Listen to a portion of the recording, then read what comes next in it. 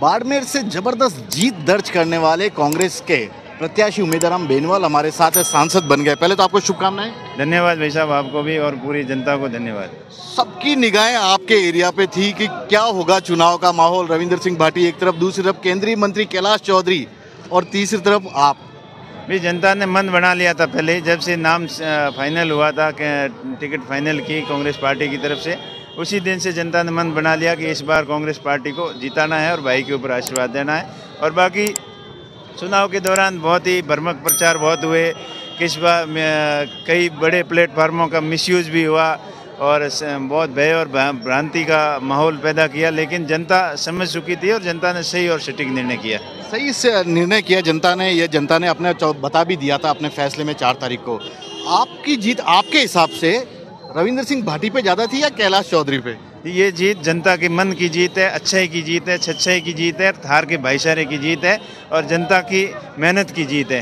प्रयास तो सामने जो चुनाव लड़ता है वो करता ही है, लेकिन जो उन्होंने भ्रमक प्रयास किए, भ्रांतियां फैलाने के प्रयास किए, उनको करारा जवाब जनता ने दिया। एक बयान आपने भी देखा होगा जिसका आपने भी रिपीट किया था जब मैं चुनाव प्रचार कवर करने के लिए आपके पास आया था। कैलाश चौधरी जी ने बोला था कि यदि बीजेपी यहाँ से हार जाती है, कोई दूसरी पार्टी के लोग जीत जाते हैं, क्रॉस बॉर्डर से लोग आना शुरू हो जाएंगे, फिर से घुसपैठे राजस्थान में आना शुरू हो जाएंगे, जैसलमेर के इलाके से, बाड़मेर के इलाके से। देखिए, बीजेपी की नीति शुरू से यही रही है कि धर्म और सांप्रदायिकता के ऊपर चुनाव लड़ते हैं और आप धार्मिक कट्टरता फैलाते हैं और लोगों को डरा धमका कर वोट लेने की जो इनकी नीति रही है। लेकिन जनता समझ चुकी है।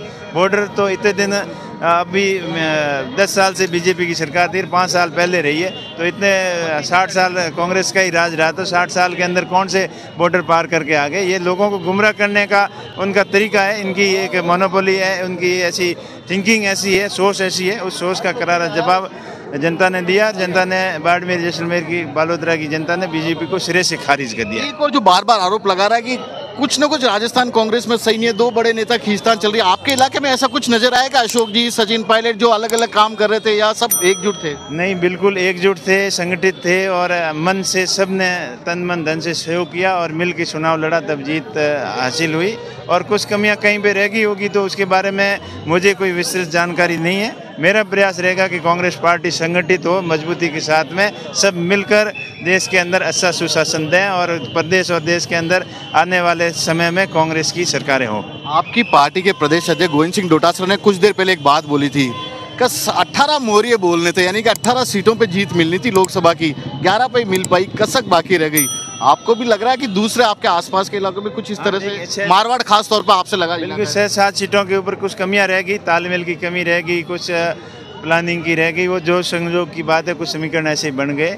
लेकिन आगे फ्यूचर के अंदर कुछ कमियां नहीं रहे, इसके लिए सब मिलकर प्रयास करेंगे। एक सवाल और सब, आप आरएलपी से कांग्रेस में शामिल हुआ, हनुमान बेनीवाल को बड़ा दुख हो रहा है, वो कह रहे हैं ये कसक बाकी रहेगी। 3 दिन पहले जब हमने बात की थी यार, वो हमारे अध्यक्ष थे, प्रदेश अध्यक्ष, वही चले गए, कसक बाकी रही।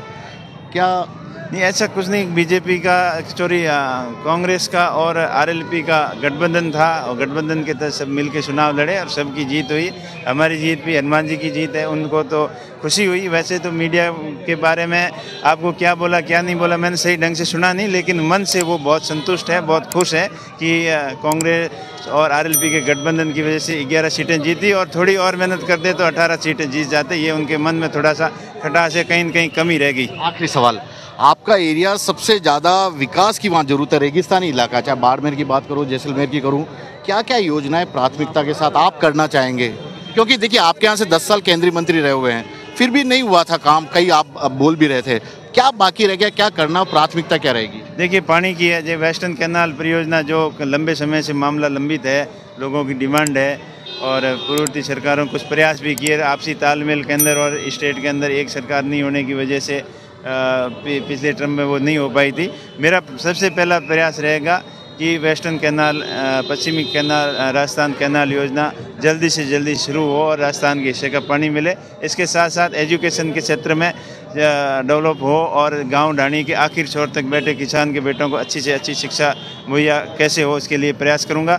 उसके साथ ही क्षेत्र के अंदर नए रोजगार के अवसर पैदा कैसे हो, नए उद्योग लगे और ज़्यादा से ज़्यादा स्थानीय लोगों को वहाँ रोज़गार मिले और युवाओं को स्किल डेवलपमेंट के क्षेत्र में भी उनको बढ़ावा देंगे, ताकि युवा अपने पैरों पे खड़े होकर अपने खुद के रोज़गार के अवसर भी पैदा कर सके। सभी को सकारात्मक माहौल के साथ में 36 कौम को साथ लेकर चलेंगे और पश्चिम राजस्थान सहित सब पूरे देश का विकास हो और विपक्ष मजबूत है और हम मजबूती से पैरवी करेंगे। तो यह है बाड़मेर से नवनिर्वाचित सांसद हैं कांग्रेस पार्टी के उम्मीदवार राम बेनीवाल, साफ तौर पे कह रहे हैं किस तरह से पूरा चुनावी माहौल रहा था, किस तरह से उन्हें जीत मिली और अब उनकी प्राथमिकताएं क्या है अपने बाड़मेर और जैसलमेर संसदीय क्षेत्र के विकास को लेकर। कैमरामैन विक्रम सिंह भाटी के साथ श्रीवत्सन, जयपुर न्यूज़ 24।